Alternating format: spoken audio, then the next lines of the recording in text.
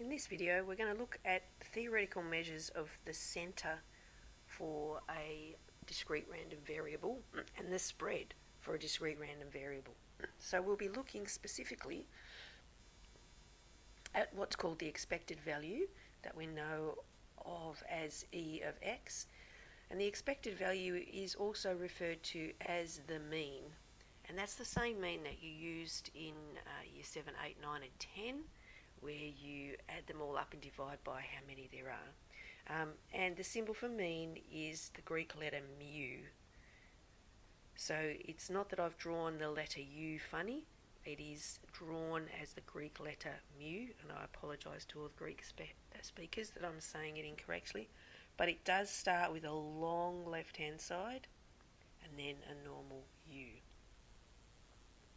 The two measures of spread that we're going to be looking at are the variance and the standard deviation. So the variance, we use the symbol VAR of x, and you'll notice we're using the capital X for our random variable. And the other symbol that we use for the variance is another Greek letter, and this is the Greek letter sigma. So it's not the letter theta. Okay, so sigma has a line coming up from the top, theta has a line coming kind of from halfway to 2/3, so they are different letters. So the variance is sigma squared, and the standard deviation we simplify to SDX, and yes, I'm using a smaller letters here and larger letters there. That's not a mistake, that's how you write it. And the symbol that we use for standard deviation is sigma. So we're going to look at where the kind of expected or middle value, if you like, the mean, the average value of the data is. And then we're going to look at how spread out our data is from the mean. So first we'll look at the expected value. Now the expected value is a theoretical value. So that means that it's often not a value that you can actually obtain from the experiment. The same as the mean for a set of data is often not one of the values that is possible. And it is the theoretical value for the long-term average, so lots and lots and lots of samples, the average of the outcomes. So if you are working with a discrete random variable, which is the outcome of rolling a dice, then we can define x as being the outcome of rolling a dice. Now if we roll the dice 600 times, what you would expect on average is that you would get 100 outcomes of 1, 100 outcomes of 2, 100 outcomes of 3, and 100 outcomes of 4, 5 and 6. So if you added all of those outcomes together, so 100 lots of 1 plus 100 lots of 2, that brings us to 200. So 100 plus 200 is 300, plus another 300, and so on and so on and so on. You get 2,100 as a total. Then the expected average outcome will be the sum of the outcomes, so our 2100, divided by how many outcomes we got, and that gives us an expected average outcome of 3.5. So it's a theoretical value because we can't get that answer when we roll a dice. So that is our E of x value, because it's what we expect to happen in our experiment, not what actually happens in our experiment. And so to work out the expected value for a discrete random variable, we don't want to be using expected experiments. So what I've used here, if you like, is equivalent to the probability of that particular outcome happening. So we expect or the probability is that if we did the experiment 600 times, we would expect to get 100 based on the of each of the outcomes, based on the probability of each of the outcomes being the same. So let's look at how you calculate expected value from a probability distribution table. So this is the probability distribution table for rolling a fair dice. And in the previous example, when we calculated expected value, we took the outcome value and we previously multiplied it by how many times we expected it to occur. This time we're going to multiply it by its probability, and we're going to do that for each of the possible outcomes. And this is what it looks like when you do that.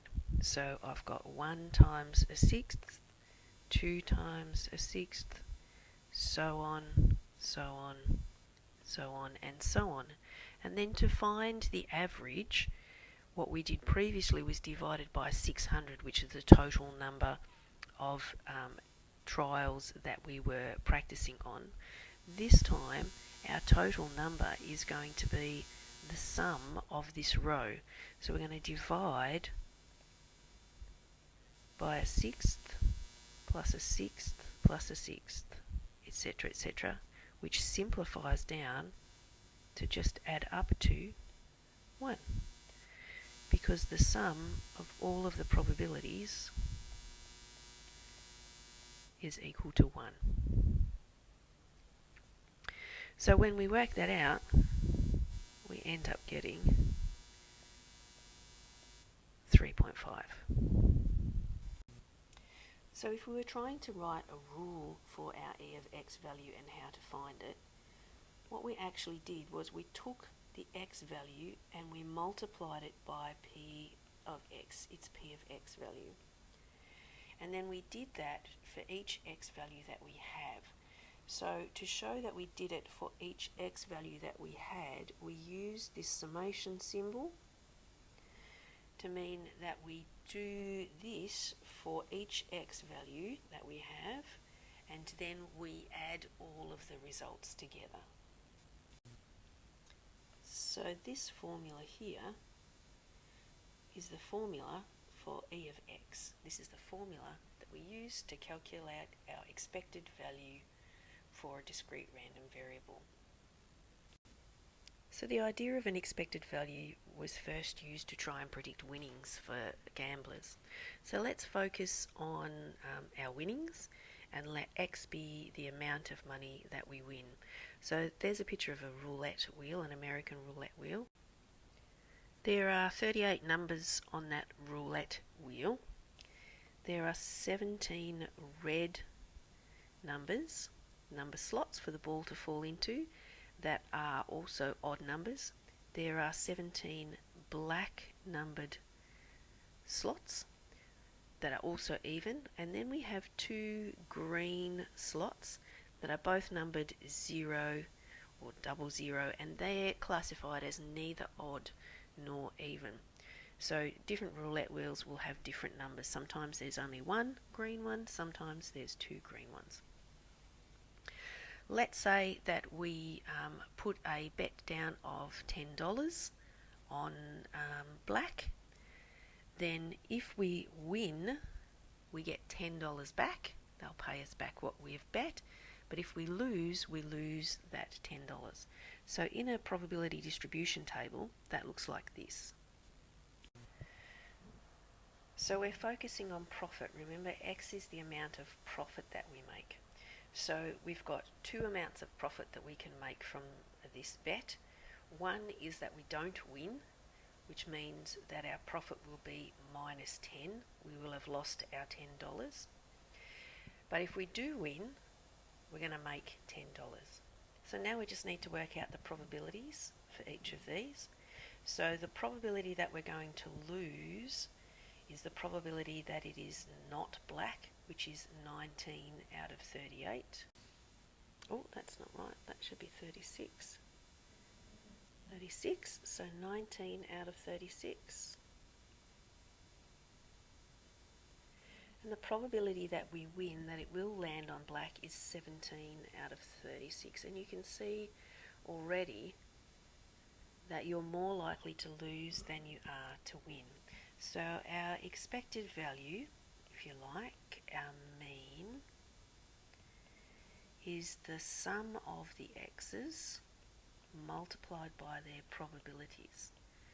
So that's going to be minus 10 times 19 on 36 plus 10 times 17 on 36.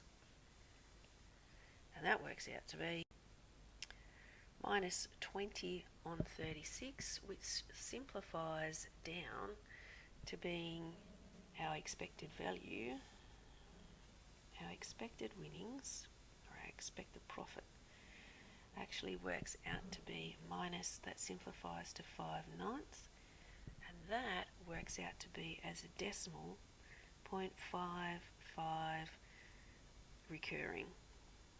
So let's just put it on there. And that's the amount of profit that we expect to make on every time we play this game, the long run result. So each time we play, we are expecting a profit of, well, basically a loss of 56 cents. And that is how casinos make their money. And so for gambling to be what's considered a fair game is where long-term profits for either of the competitors, if you like, either of the people playing, the long-term profit is 0. So for our roulette wheel, with an expected value of a loss, that should be showing a loss, of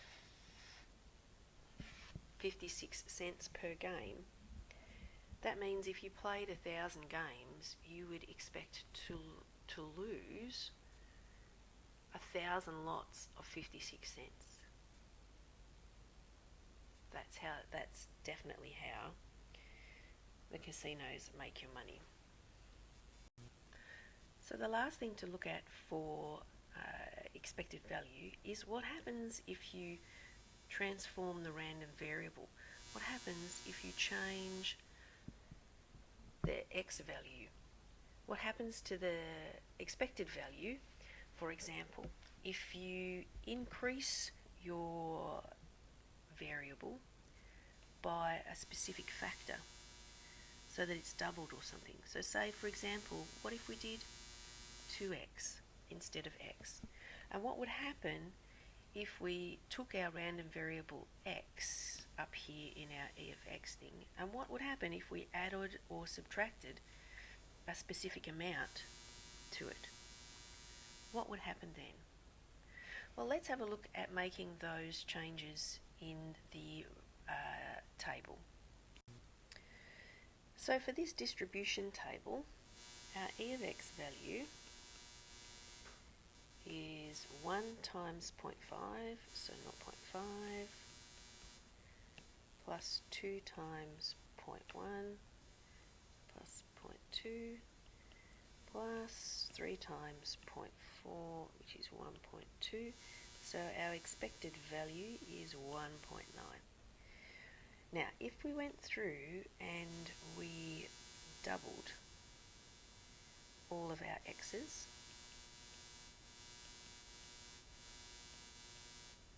what will that do to our e of x value? Well, what that does, it takes our e of x calculation, which was this calculation here, and it adds a times 2 to every single term. So if you like, that times 2 is a common factor for all of those terms. So I can bring that common factor out the front, and what I'm left with inside the brackets here is simply our e of x value from before. And that's the same regardless of what your multiplication factor is here at the front.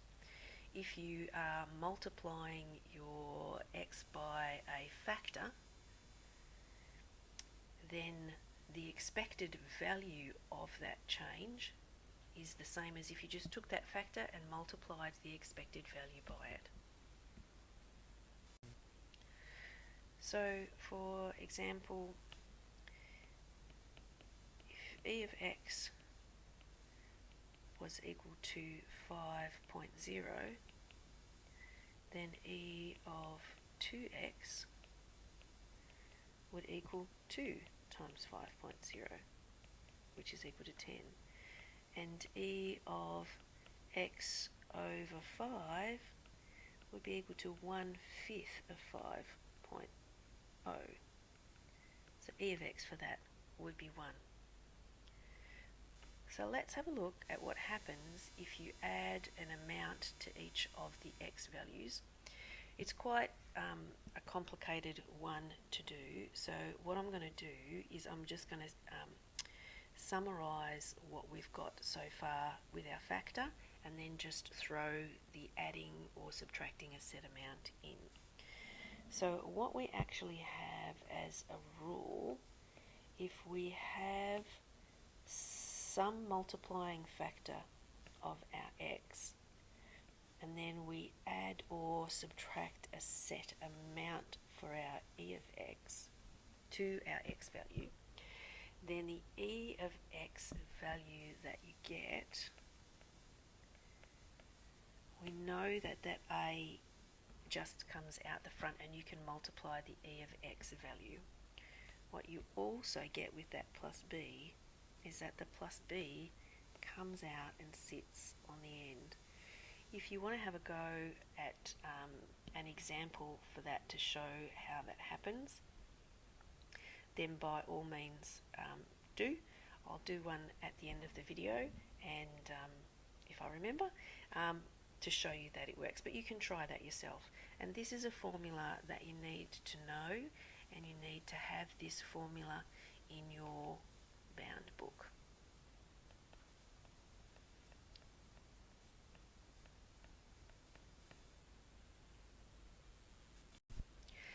The other thing that you need to be aware of is that this kind of transformation thing only works with linear functions here, linear functions.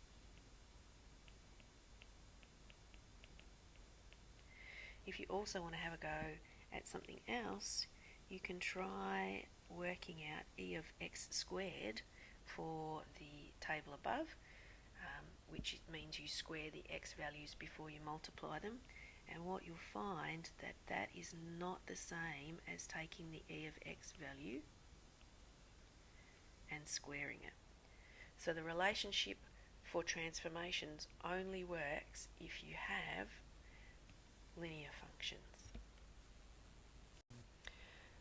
On the formula sheet that you get with the exam, they have the relationship between the mean mu and the expected value on the formula sheet.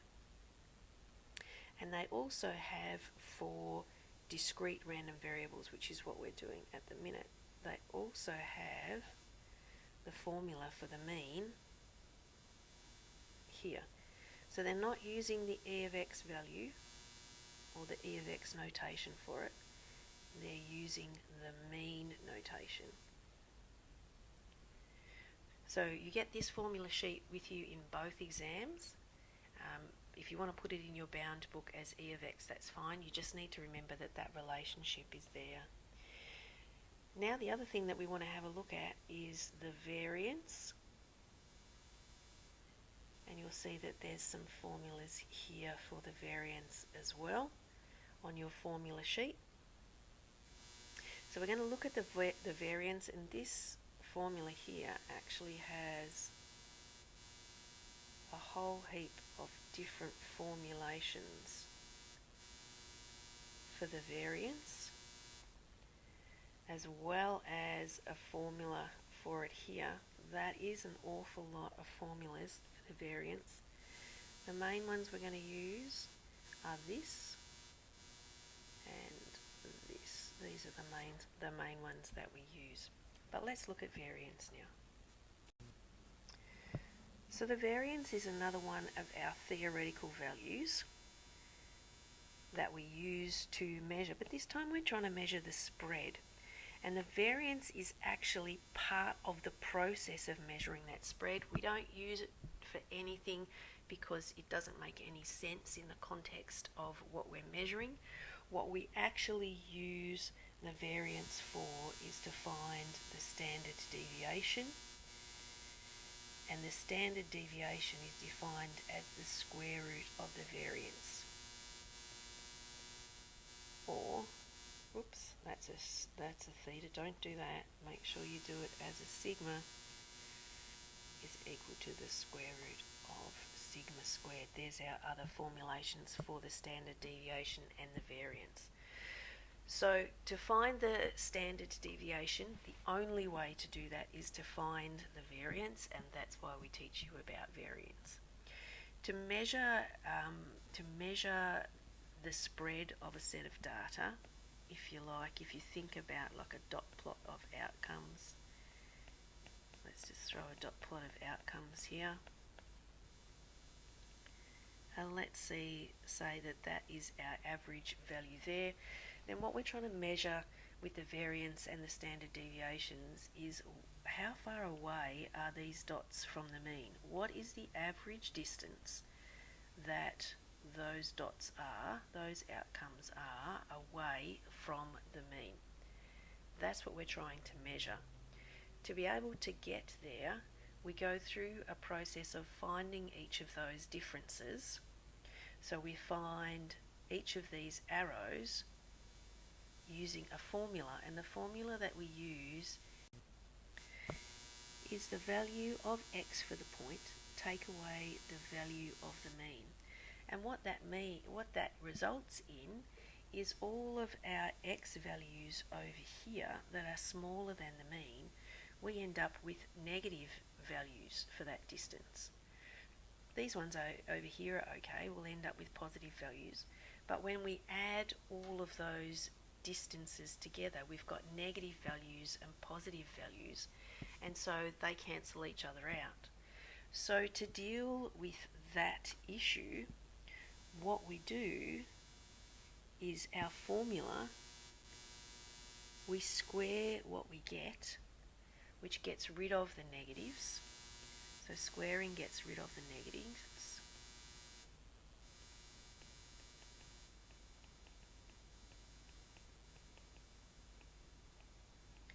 But it gives us not the actual distance itself. And that squaring value is actually the variance. And then what we do to find the actual distance is we take the positive root of that value. And see, we've got the positive root of that value.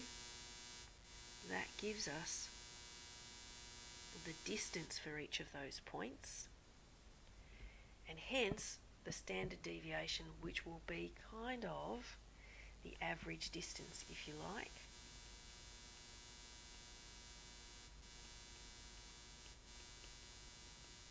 From the mean. But to get there, we have to take each of the x values and subtract the mean from it, and then square it, add them all together, get the answer, and then divide the whole, and then square root the whole thing. So let's make a start with that. So this is one of the formulas from the formula sheet, and this is one of the ways that we can work out the variance and hence the standard deviation, because that's the whole point, from our probability distribution table.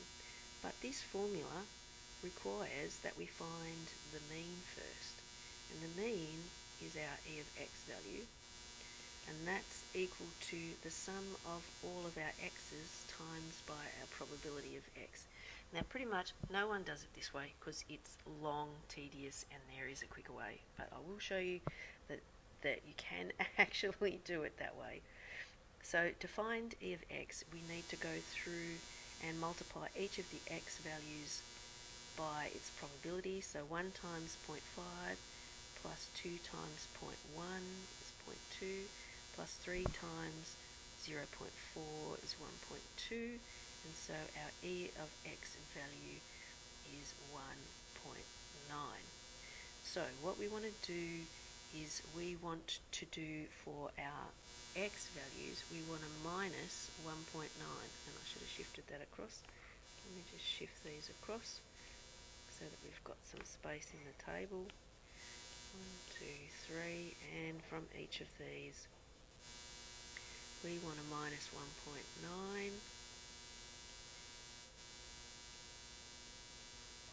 and that gives us what's in the brackets. Then the other part of our formula is we want to take those x minus mu values and we want to square them. So each of these needs to be squared, squared, and squared, and then we find the sum of all of those. So we would go through and I'll just do it quickly.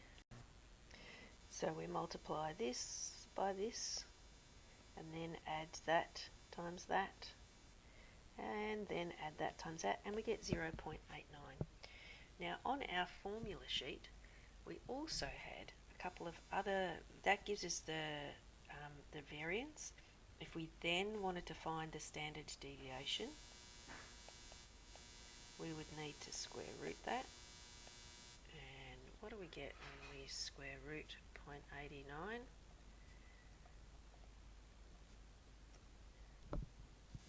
We get 0.9434.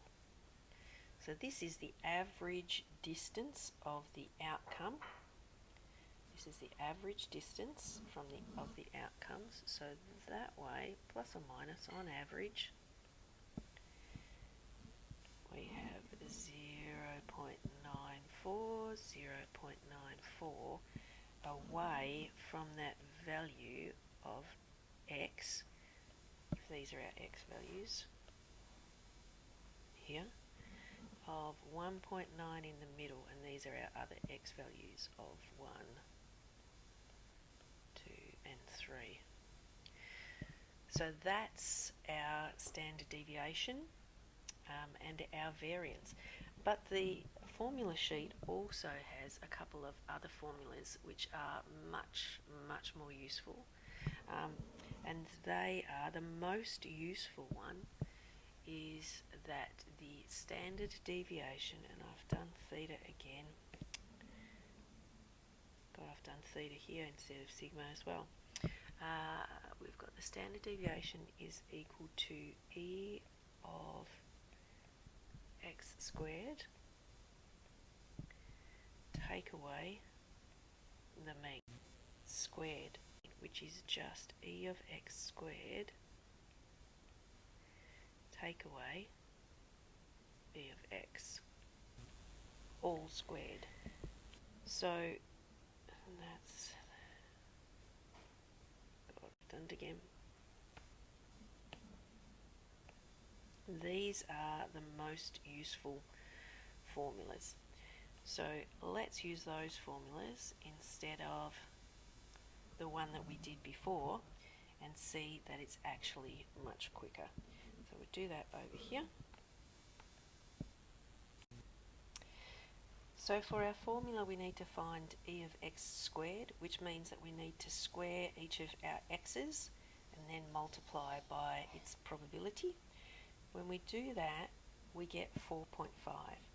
So using our formula that we had over here, our standard deviation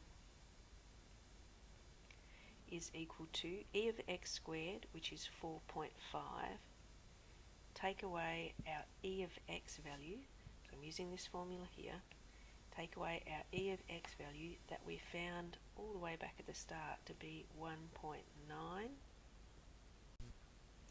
and that needs to be squared. We get a variance of 0.89, which is what we got way back here before using that horrible formula. So use either one of these formulas, both of which are on the formula sheet. So again, let's look at what happens if you transform the random variable. So the random variable that we're finding the variance form, what if we change it to something like 2x plus 3? What does that do?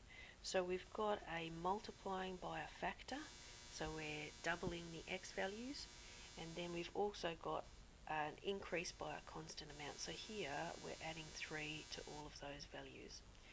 So let's have a think about if we had our x values as dots, as a dot plot. Let's put them like that.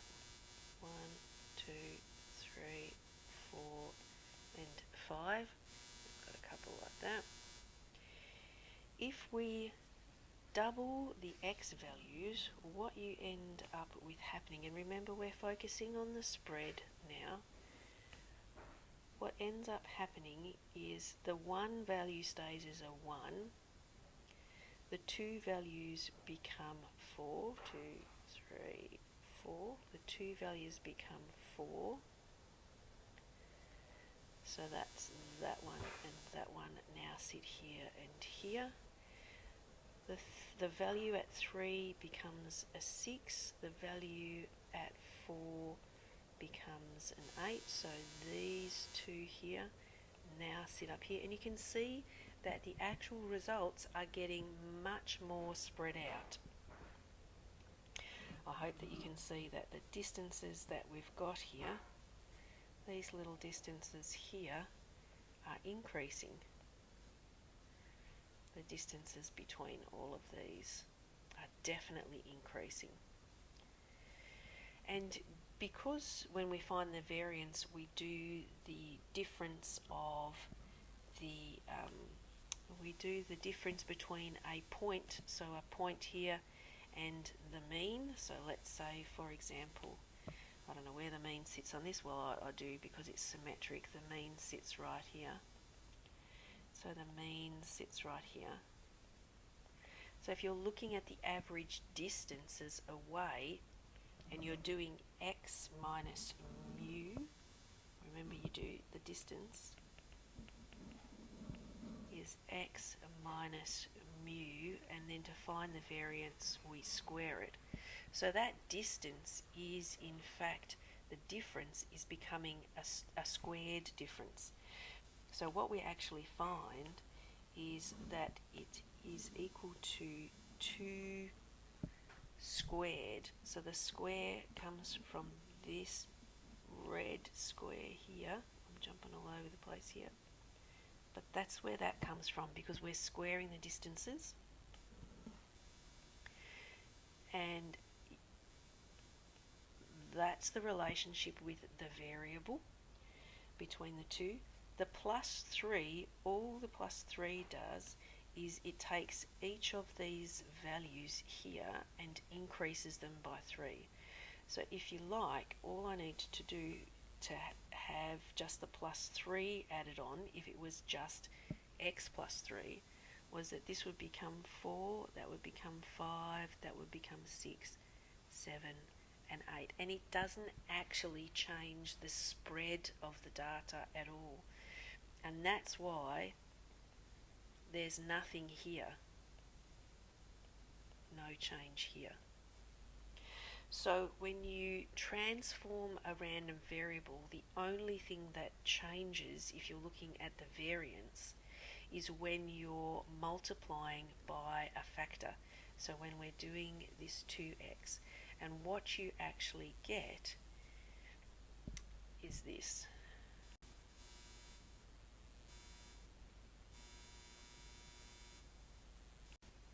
This relationship here.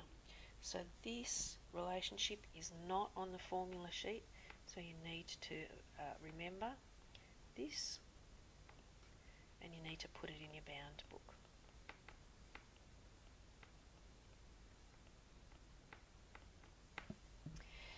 Now, just before we go, we also need to look at how we actually interpret what the answers that we're getting for variance and standard deviation are. So let's do that now and then we'll be done. So the standard deviation we can think of as our average value or our average different distance between each point and the mean. So if we have a small standard deviation, that means that we have a small spread. So what we've got is all of our x values, all of our data points clustered close together around the mean. However, if our standard deviation is large, then that means that we have a larger spread. Now, because the standard deviation is the average distance away that the x values are from the mean, there's got to be some kind of relationship between how many standard deviations or what that distance is from the mean. So this one here is the mean plus a standard deviation, and this one here is the mean minus a standard deviation. And the number of data points or x values or outcomes that we find sitting between those two x values should be consistent because it's based on an average. And then if we went out again, another standard deviation, and this time this x value here, and I should have made my thing long, would be the mean plus 2 standard deviations. And if I came out another standard deviation this way, then this would be the mean minus 2 standard deviations. And again, we should be able to have a certain proportion of our outcomes sitting here, because we've moved out from the mean, we've moved out one average distance and a second average distance. So that should catch most of the data.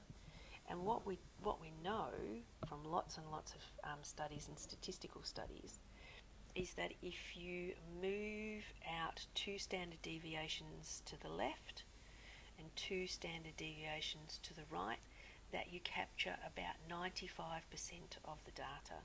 So let me write that mathematically for you. So this probability statement here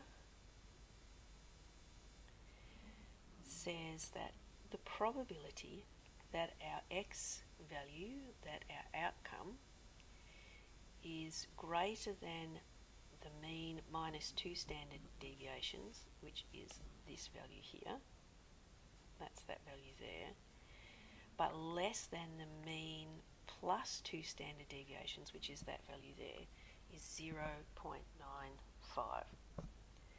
We can use that to make predictions about probabilities and data. So let's do an example and I'll show you how it works. So we're going to calculate the probability for x being within 2 standard deviations of the mean. This is how you say this. For the probability table that we've got shown there. Now I'm not going to calculate all this by hand, I'm going to actually use the CAS calculator. I'm going to use the spreadsheet function on a CAS calculator. So for the TI Inspire, what you want to do is open a new document and open a spreadsheet document and input your x values and your p of x values as well into the spreadsheet. Once you've, and they look like this here, once you've got your data in, then click somewhere, I was in column A, click menu, choose option 4 for statistics, and then option 1 for statistical calculation, and then option 1 because we're working with just one variable, our variable is x, and then the number of lists that we're working with is just 1. You'll then get this page come up when you press OK, and what we've got here is where this X list is where your X values are. The frequency list is the list that has as your P of X values, which is normally column B. And then the last one, the first results column, this one down here, this one here, is where you want the answers to go. So fill that in, press OK, and then you'll get this screen. Now you may not be able to see the whole screen that I've got there, but you should be able to see part of it, so you might need to scroll down. The important things to note are that the X bar value, which is how we pronounce the X with the little line over the top, is actually your mean, and then you can see a little sigma here, and that's your standard deviation. So we can use those values in our calculations for our probability. So apologies for the dodgy microphone before. You'll just have to put up with the tapping on the screen from my pen. So this is how we work out the probability now. So we take our formula from before using our mean that we just calculated, which is over here.